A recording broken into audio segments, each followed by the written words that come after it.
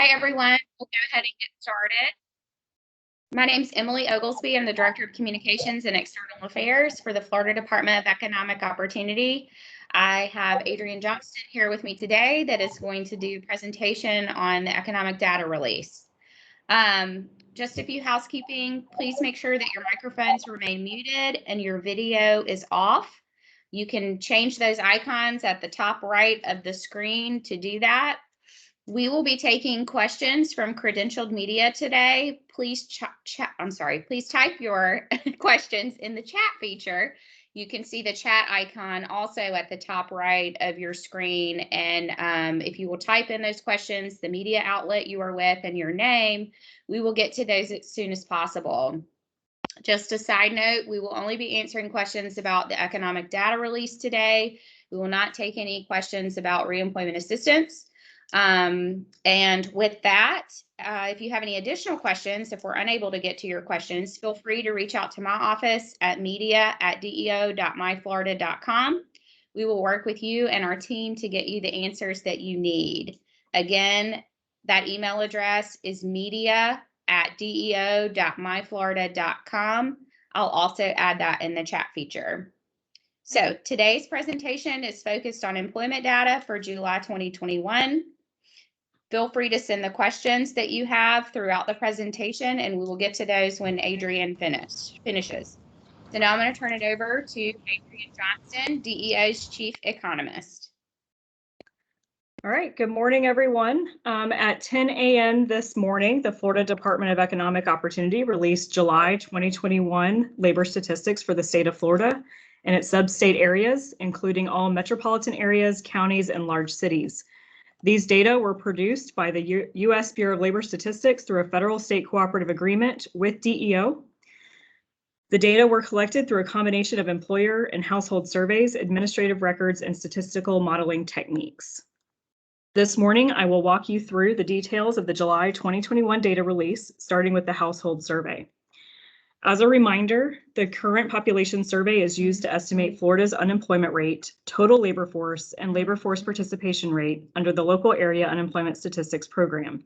Since these statistics are based on a survey of households, they capture information about individuals, not jobs, and they are calculated by place of residence, not place of work.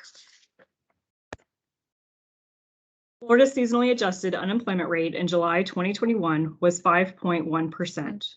This was lower than the national rate of 5.4%. Florida's July 2021 unemployment rate was a 0.1 percentage point increase from the June 2021 rate and was down 6.4 percentage points from the July 2020 rate. In July 2021, Hendry County had the highest unemployment rate of 7.6%. This was followed by Highlands County, Hardee County, and Putnam County with 6.8% each. Monroe County had the state's lowest unemployment rate with 3.1%, followed by St. Johns County with 3.6%, and Okaloosa County with 3.9%. This unemployment rate represented 530,000 jobless individuals out of a labor force of 10,479,000. Florida's July 2021 labor force increased 83,000 or 0.8% from 1 month ago, and increased 371,000 or 3.7% from the July 2020 level. In July 2021, monthly labor force growth continued to accelerate, surpassing the pre-pandemic labor force level of 10,461,000. Florida's labor force has grown for 9 consecutive months, adding 468,000 people since October 2020. 2/3 of that growth has occurred in the last 4 months. The addition of 83,000 people to the labor force last month was the largest single month increase since July of 2020. It is important to keep in mind that the labor force is composed of currently employed workers as well as unemployed people who are actively seeking work. Many of those in the unemployed category were entering the labor force seeking employment.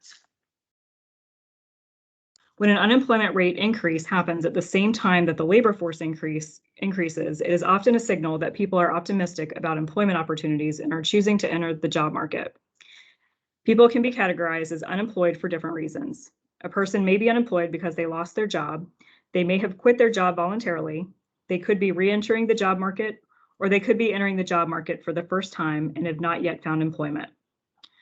Over the past 6 months, the number of job leavers, which is shown here in gray, has increased for 4 consecutive months. This indicates that individuals are more optimistic about their ability to find work if they leave their current job. Both new entrants, shown here in green, and re-entrants to the labor force, shown here in blue, are increasing. This indicates that individuals who were previously not looking for work are more confident that jobs are available for them. These groups represent individuals who were previously not in the labor force, and their continued growth is an indicator of a strengthening statewide labor supply. Job creation data for Florida is derived from the Current Employment Statistics, or CES, survey conducted by the U.S. Bureau of Labor Statistics. The CES survey collects data from up to 20,000 Florida businesses and establishments each month to measure jobs by industry across the state. Since these statistics are based on a survey of employers, they measure counts of jobs, not individuals, and they capture characteristics of employers such as industry and place of work.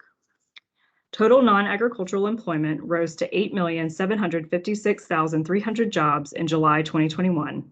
This was up 68,100 jobs, or 0.8%, from June 2021. This figure is up 356,700 jobs from a year ago, an over-the-year increase of 4.2%.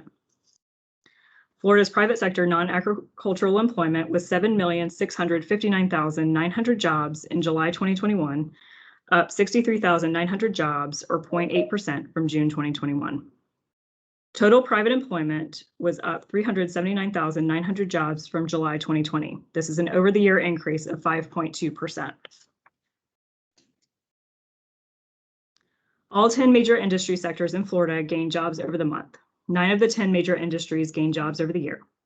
Leisure and hospitality gained 25,600 jobs over the month, or 2.4%, followed by education and health services with 10,000 jobs, or 0.8%, and professional and business services at 9,100 jobs, or 0.7%.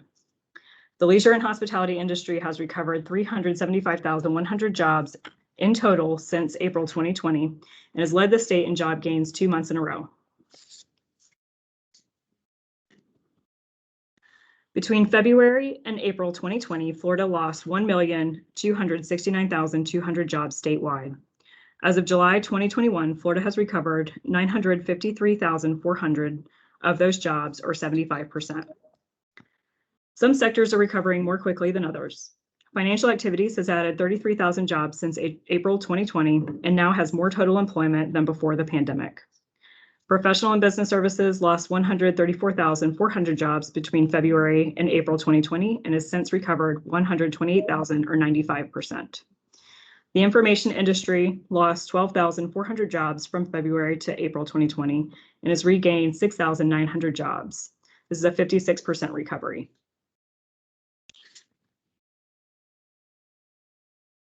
The July 2021 seasonally adjusted local area data showed that 21 of the 24 metro areas in Florida had over the month job gains.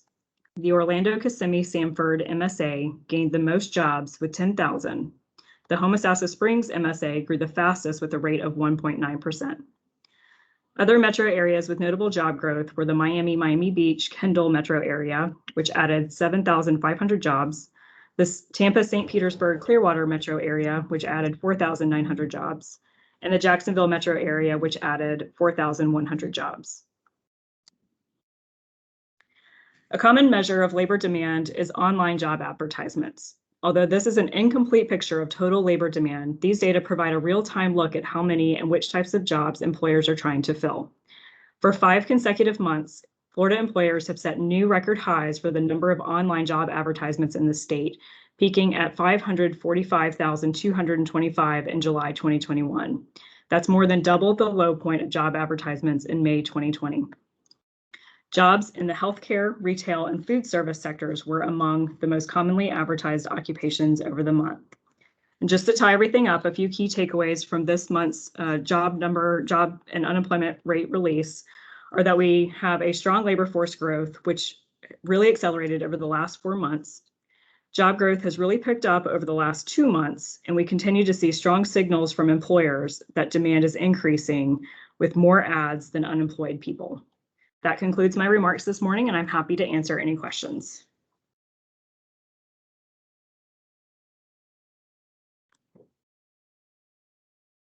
Hey there, we've gotten a couple of questions in the chat.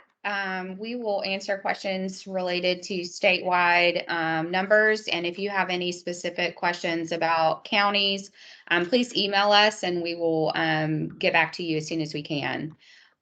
So Christopher Heath asks, in July, the July 2021 total non-agricultural employment has not reached the pre-pandemic levels in February 2020.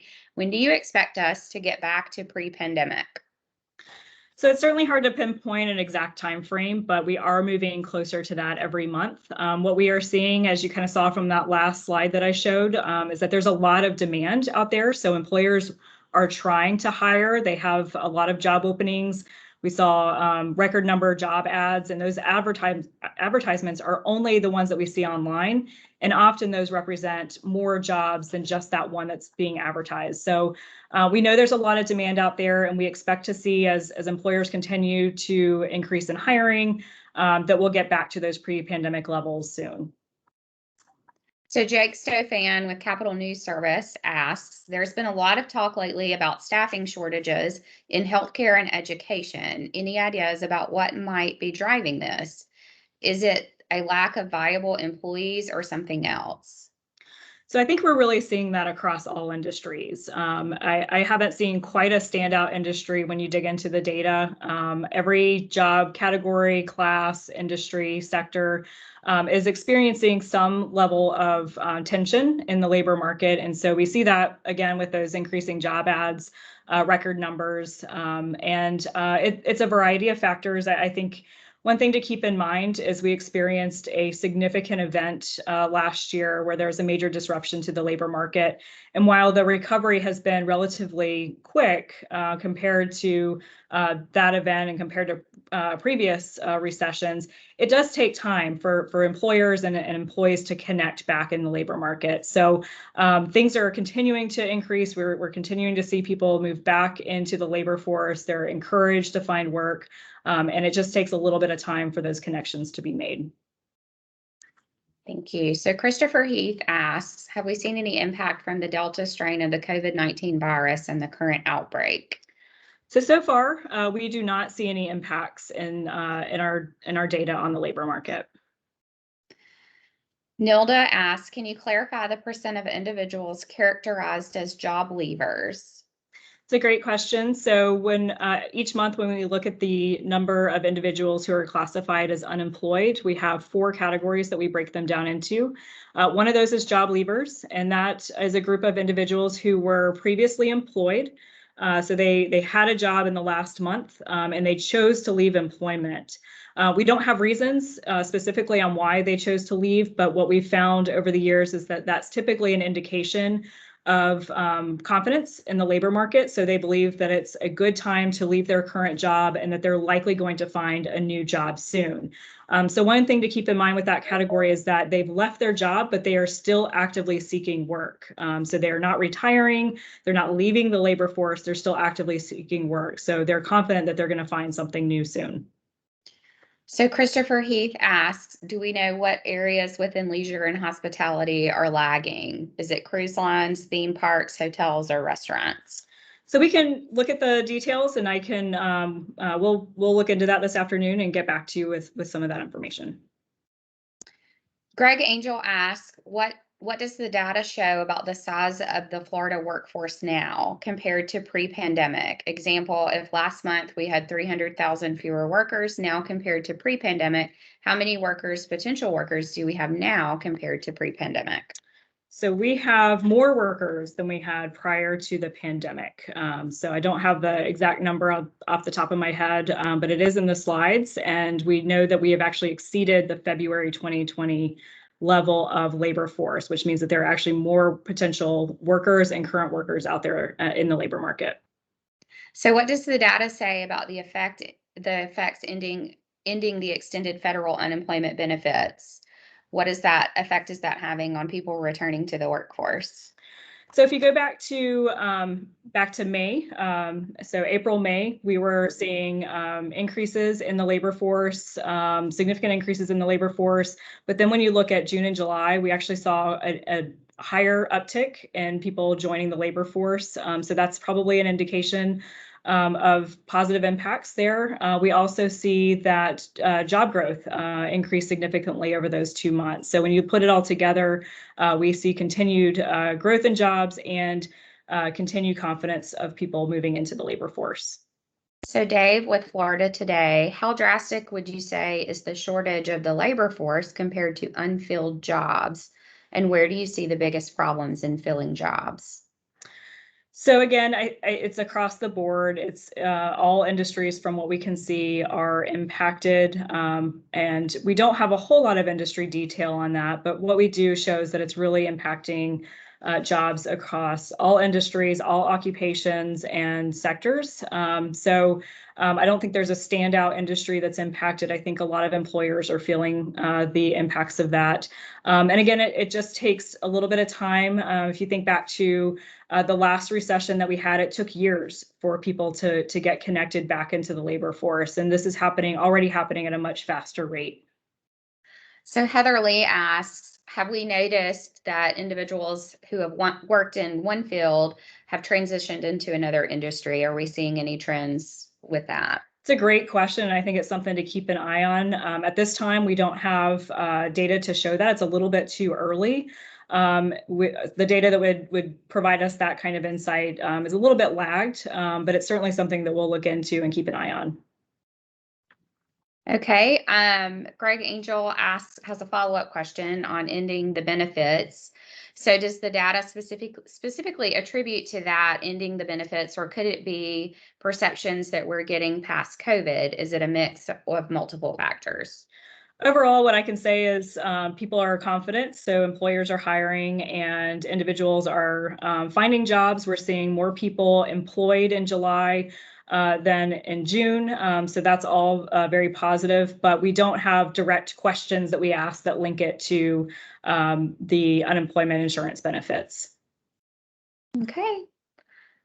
So we appreciate all of you joining us today. If you have any additional questions, please email media@deo.myflorida.com and we will get back to you as soon as possible.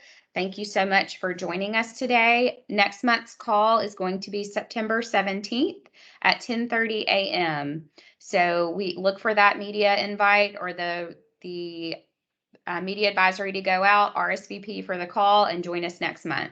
So again, if you have any additional questions, email media@deo.myflorida.com. Have a great day.